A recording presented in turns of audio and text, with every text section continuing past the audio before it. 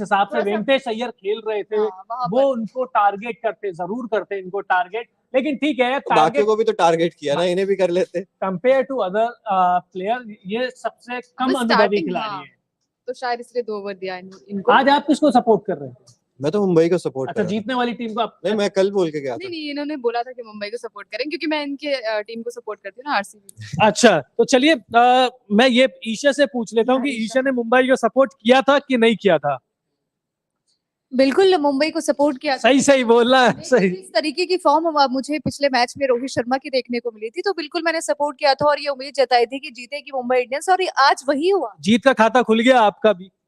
नहीं, खुला तो नहीं, लेकिन होप्सो कि जल्दी खुले। अब अंकिता, टीम जीत गई है, ईशान किशन की पारी के बारे में चिराग और अंकिता आप क्या कहेंगे? जिस हिसाब से उन्होंने बल्लेबाजी करी, शुरुआत के 5 ओवर में ही गेम खत्म कर दिया था। बिल्कुल, और आज मजा आ गया, जिस तरीके की ईशान किशन के बल्ले से वो बल्लेबाजी देखने को नहीं मिल रही थी, आज उनके बैट से वो रन्स निकले हैं। देखिए 25 बॉल खेले, उन्होंने 58 रन बनाए, 232 का स्ट्राइक रेट रहा है, 5 चौके और 5 छक्के लगाए हैं, तो दिल खुश कर दिया आज ईशान किशन ने। और साथ ही साथ सूर्या की भी बात करें तो उन्होंने भी एक अच्छी पारी खेली है। आउट हुए वो 43 रन पे, लेकिन आज उनके बल्ले से काफी टाइम बाद एक अच्छा स्कोर निकला है, तो खुशी हुई। जीरो नहीं निकला, सबसे बड़ी बात तो ये। चिराग, लग रहा था ईशान किशन, सूर्य कुमार यादव, किसकी पारी देखकर ज्यादा खुश हुए? देखिए, सूर्य कुमार यादव की पारी देखकर मैं पर्सनली ज्यादा खुश इसलिए हुआ क्योंकि काफी दिनों से बल्ले पे जंग लगी हुई थी और बल्ला चल नहीं रहा था। हम बात कर रहे थे 0-0 5 बार आ गए थे पिछले कुछ दिनों में, उसके अलावा 1 रन की एक पारी थी। तो सूर्य कुमार यादव का बल्ला चलना जरूरी था, और यहाँ से अगर यही लैप पकड़ लेंगे और इसी तरीके से रन बनाते रहेंगे तो मुंबई इंडियंस के लिए भी फायदा होगा, टीम इंडिया के लिए भी फायदा होगा, और सूर्य कुमार यादव के जितने फैंस हैं उनके लिए तो निश्चित तौर पर फायदा होगा ही होगा। इसलिए मैं खुश हूँ।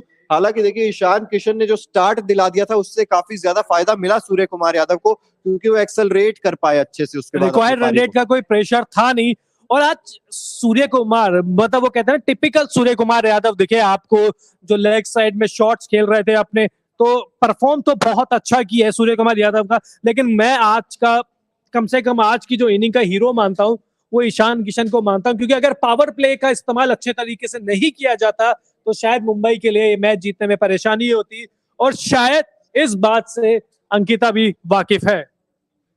बिल्कुल, देखिए स्टार्टिंग में आके और उन्होंने जिस तरीके की बल्लेबाजी की, वहां से थोड़ा सा रुख पलटा, और आप स्कोर देख सकते हैं जिस तरीके की 25 पे 58, 232 की स्ट्राइक रेट, और सुनील नरेन को तो मतलब कहते हैं ना धोबी घाट दिया है। ये पहले ओवर में पावर प्ले के 22 रन उन्होंने बनाए थे।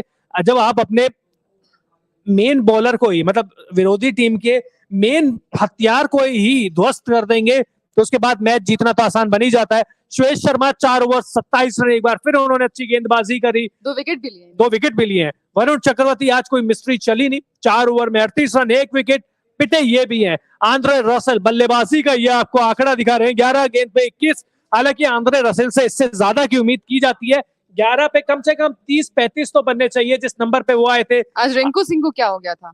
आज रिंकू सिंह हर मैच में आज कोई चलेंगे, और पिच उस समय कठिन थी। आज जब सोचिए आप, आंद्रे रसेल जैसे बल्लेबाज शॉट मारने में उनको दिक्कत हो रही थी, तो पिच इतनी आसान थी नहीं उस समय। मुझे लगता है कि आज शायद थोड़ा सा शार्दुल ठाकुर को आगे भेजा, कुछ कमाल नहीं कर पाए। और देखिए 13 बॉल पे 13 रन बनाए 11 बॉल पे। अच्छा एक बात बताओ, मुंबई जीती है फिर भी जोश नहीं दिख रहा है यार, क्या बात है? देखिए बहुत ज्यादा खुशी नहीं होना चाहिए मुझे लगता है, क्योंकि अगला मैच हार सकते हैं। भी लग सकती है, क्योंकि आप मेरा प्रेडिक्शन भी देख रहे हैं लगातार, हमारे ऑडियंस भी देख रही है, तो मुझे ज्यादा खुश होने की जरूरत अच्छा नहीं है। एक और बात आपसे पूछना चाहूंगा, ईशा को कब तक सपोर्ट करते रहेंगे? ये ईशा जिस टीम में जाएगी कब तक आप उस टीम में एंटर होते जाएंगे? मैं सपोर्ट करूंगी यार, वो अच्छा प्रेडिक्शन करती हैं। और देखिए नहीं, मैंने सोचा आप कहोगे कि बुरा दौर किसी का भी चल सकता है, ईशा का भी चल रहा है। नहीं, मैं ये नहीं कहूंगी। और ईशा ने प्रेडिक्ट किया था कि मुंबई इंडियंस ही जीतेगी हर बार। नहीं, हमने पूछा नहीं था, इसलिए मैच खत्म हो गया, मैच खत्म हो गया इसलिए ईशा ने बोल दिया कि कर रही थी। जवाब मांगे। नहीं, मैं कर रही थी, आपने पूछा ही नहीं। दिल से कर रही थी। पूछा होता तो बिल्कुल मैं बताती आपको कि रोहित शर्मा की पारी अच्छी थी पिछले मैच में, और इसीलिए मैंने सोचा कि इस बार मुझे मुंबई इंडियंस का सपोर्ट करना चाहिए, और जीती देखो। अच्छा, गुजरात और राजस्थान? गुजरात, चलिए गुजरात रहेगी। आप तो अकेले ही सब पे भारी हो, तो देखते हैं आज का मुकाबला भी आज की आपकी टीम के साथ है। गुजरात यार हर बार आप लोग हार जाते हो, मुंबई इंडियंस ठीक है, नीतीश राणा बड़े पंगे ले रहे थे, ऋतिक शौकीन से लड़ाई कर रहे थे, दोनों ही दिल्ली के खिलाड़ी थे। 10 गेंद पे 5 रन। पिछले मैच में तो बेहद अच्छी बल्लेबाजी करी थी, लेकिन आज कुछ कमाल कर नहीं पाए। बिल्कुल। और देखिए मुंबई की तरफ से अगर बात करें, ऋतिक शौकीन, ये 4 ओवर 34 रन 2 विकेट इन्होंने हासिल किए। अच्छी गेंदबाजी मैं कहूंगा कि इनके द्वारा की गई। और दूसरी तरफ देखिए पीयूष चावला जो कंसिस्टेंटली अच्छा परफॉर्म करते आ रहे हैं। अब गुगली से परेशान करते हैं, 4 ओवर 19 रन दिए, 1 विकेट हासिल किया।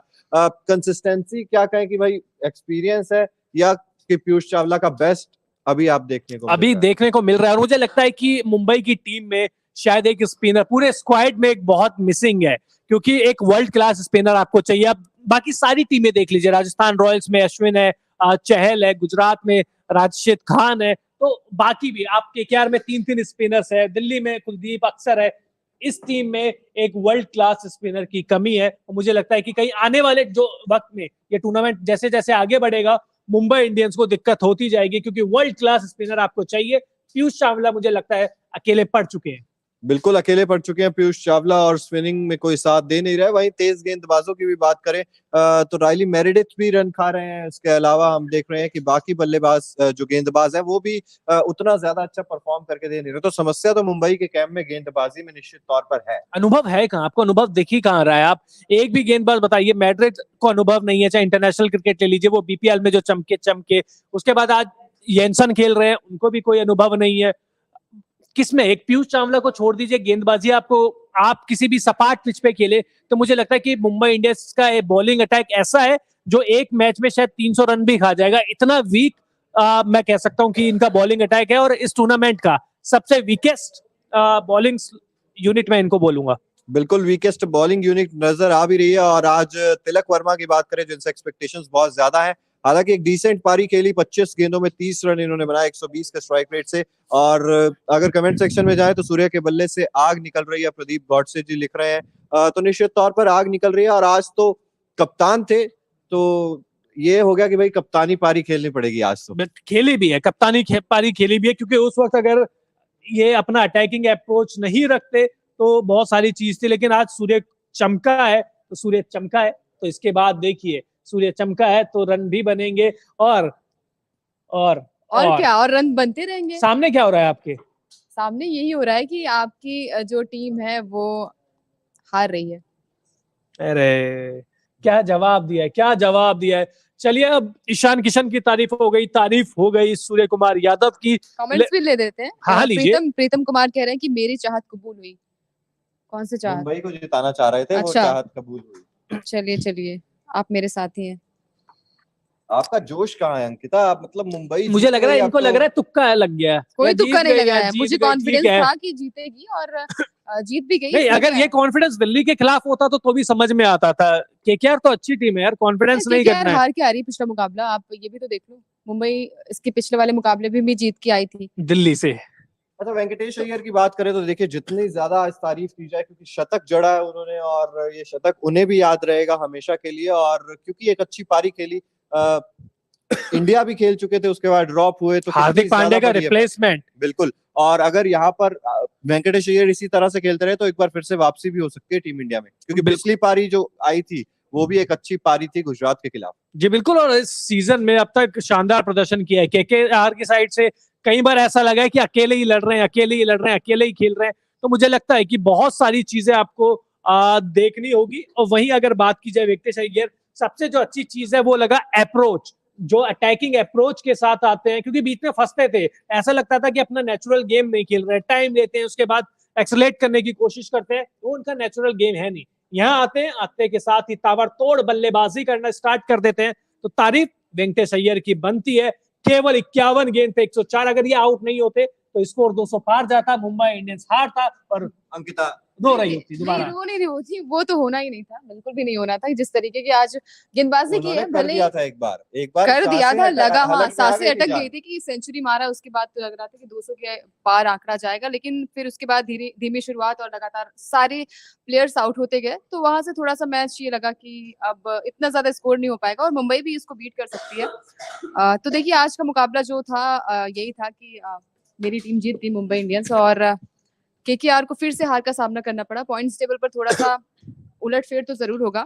थोड़ा सा नहीं, बहुत ज्यादा होगा। लेकिन अब मेरा एक सवाल आप दोनों से है, केकेआर के पक्ष में ये सवाल है, गुरबाज पहले मैच या 2 मैच में अच्छा प्रदर्शन किया, अर्धशतक भी लगाया, लेकिन उसके बाद लगातार फेल हो रहे हैं। तो क्या ये समय आ गया है कि जेसन रॉय को टीम में शामिल किया जाए और इनको बाहर का रास्ता दिखाया जाए? बिल्कुल, देखिए एक चांस तो देके देना चाहिए आपको, क्योंकि अगर आप लगातार एक ही खिलाड़ी के साथ खेल और रहे हैं, इनफॉर्म है रॉय, इनफॉर्म रॉय है और जेसन रॉय को अगर आप खिलाएंगे तो मुझे लगता है कि बेनिफिट भी होगा कोलकाता नाइट राइडर्स को, तो एक चांस देना तो बनता है। और ये देखते हुए कि गुरबाज का बल्ला अब नहीं चल रहा है, तो फिर तो जेसन रॉय की मुझे लग रहा है एंट्री होने वाली है। बिल्कुल, क्योंकि एक ओपनिंग बैट्समैन के तौर पर गुरबाज का बल्ला 2-3 मैचेस से कुछ खास कमाल नहीं कर पा रहा है, तो थोड़ा सा ट्राई तो करना चाहिए, जेसन रॉय को लेना चाहिए। और उनकी भी बल्लेबाजी काफी अच्छी है, तो देखिए उलटफेर तो करना जरूरी है, लेकिन बहुत ज्यादा उलटफेर की भी जरूरत नहीं है, क्योंकि ज्यादा अगर हम चेंजेस करेंगे तो उसके बाद सेट बल्लेबाज जो रहता है वो थोड़ा सा जरूरी भी है, लेकिन ज्यादा जरूरी भी नहीं है। क्या कहना चाह रहे हो? अरे जीत की खुशी में कुछ भी बोल रहे हैं। और वैसे भी देखिए वानखेड़े में मुकाबला हो केकेआर के खिलाफ, तो अब तक 10 मैचेस हुए हैं, जिसमें से 9 बार मुंबई इंडियंस जीता है और 1 बार केवल 2012 में केकेआर जीती है। तो वानखेड़े में तो आप केकेआर के खिलाफ आप मुंबई इंडियंस की पकड़ अच्छी है, और वहां पे पहले से भी यही लग रहा था कि मुंबई इंडियंस ही जीतेगी। कॉन्फिडेंस जीतने के बाद, उससे पहले तो सर पीट रही थी, अरे ऐसा कुछ नहीं था, रन मार रहे ऐसा थे तो कुछ सारे मुंबई इंडियंस के फैंस की जान हलक में आई हुई थी, भाई आज तो फिर हार जाएंगे, केकेआर से फिर हार जाएंगे। और अभी कह रहे थे कि रिंकू सिंह भी आएंगे वेंकटेश अय्यर जब खेल रहे तो थे। आपको कहाँ लगा कि केकेआर पे क्या ऐसी क्या गड़बड़ी हो गई कि मैच जो है वो हाथ से चला गया? आखिरी 5 ओवर्स में जो मोमेंटम नहीं बना, जो लगातार विकेट गिरते रहे, आंद्रे रसल भी आए, और मेरे को एक चीज समझ में नहीं आई कि शार्दुल ठाकुर को क्यों भेजा, शार्दुल ठाकुर को क्यों ऊपर भेजा, जब आपके पास रिंकू सिंह है, आपके पास आंद्रे रसल है। तो आपको समझ में आया, ठीक है मुंबई में बहुत खेले हैं, वानखेड़े उनका होम ग्राउंड है, ये एक चीज समझ में आती है। लेकिन किसी भी कंडीशंस में जो रिंकू सिंह फॉर्म में है, आंद्रे रसल से ऊपर भेजना का कोई तुक बनता है? देखिए तुक तो नहीं बनता है, लेकिन भाई है ना कि केकेआर की टीम मुझे लगता है एक्सपेरिमेंट्स करने में दूसरे नंबर पर है, दिल्ली पहले नंबर पर है। और इस वजह से मुझे लग रहा है कि केकेआर को थोड़ा बहुत कंसिस्टेंटली अपने खिलाड़ियों पर भरोसा जताना होगा। इतने ज्यादा बदलाव हम नहीं देखते हैं बाकी टीमों में। कभी लगता है कि भाई सुनील नारायण ओपनिंग में आ जाएंगे, कभी लगता है नहीं वेंकटेश अय्यर नीचे खेल लेंगे, कभी वेंकटेश अय्यर बाहर चले जाते हैं फिर इम्पैक्ट प्लेयर के रूप में आते हैं। मुझे लगता है बहुत इनकंसिस्टेंसी है केकेआर की टीम में, इस चीज को तो सुधारना पड़ेगा। और जो मुकाबला जीते भी थे गुजरात के खिलाफ, वो भी रिंकू सिंह की पारी की बदौलत जीत गए थे। एक बार शार्दुल ठाकुर ने जिताया एक था, बार शार्दुल ठाकुर ने आरसीबी के खिलाफ वो जो पारी खेली, तो मुझे लगता है कि कंसिस्टेंसी की तो थोड़ी सी कमी है केकेआर की टीम। मुझे लगता है केकेआर आज 2 बार हार रहा है। सूर्य कुमार यादव दिल्ली जैसी टीम के खिलाफ 0 पे आउट हो रहे थे, वहां पर आज उन्होंने 43 रन की पारी खेली है सूर्य कुमार यादव। तो ईशा के पास चलते हैं। ईशा, दिल्ली के खिलाफ फेल रहे, लेकिन केकेआर के खिलाफ चल गए, तो दिल्ली की जीत हो गई। सूर्य कुमार यादव दिल्ली की जीत नहीं कहेंगे, क्योंकि दिल्ली का प्रदर्शन ही कुछ खास नहीं है। तो दिल्ली सूर्य को तो आउट किया ना 0 पे। तो सूर्य को तो फॉर्म ही नहीं है ना इस आईपीएल में। आज नहीं देखा, आज देखा, वो आज ही देखने को मिला है। इससे पहले किसी भी मैच में आपने देखा नहीं होगा मुंबई इंडियंस की तरफ से सूर्य कुमार यादव की फॉर्म। देखिए हाँ, वो तो लगातार अपने फॉर्म की वजह से जूझ रहे थे, लेकिन जो खिलाड़ी चल भी नहीं रहा था, रोहित शर्मा की मैं बात कर रही हूँ, उसको भी जगाया डीसी ने। तो यहाँ पे एक बनता है उनके लिए भी कि हाँ, डीसी ने जगाई रोहित शर्मा की फॉर्म, और रोहित शर्मा की फॉर्म ऐसे ही बरकरार रहे, यही उम्मीद करते हैं हम। अच्छा यही तो कारण नहीं है आप दोनों की दोस्ती का कि रोहित शर्मा ने दिल्ली के खिलाफ रन बनाए तो आप दोनों एक हो गए? यार ऐसा नहीं है, हम लगातार साथ ही मतलब इवन ईशा भी मेरे से थोड़ा सा सहमत होंगी कि दिल्ली कहीं ना कहीं खराब प्रदर्शन से जूझ रही है, और डेविड एक बल्लेबाज की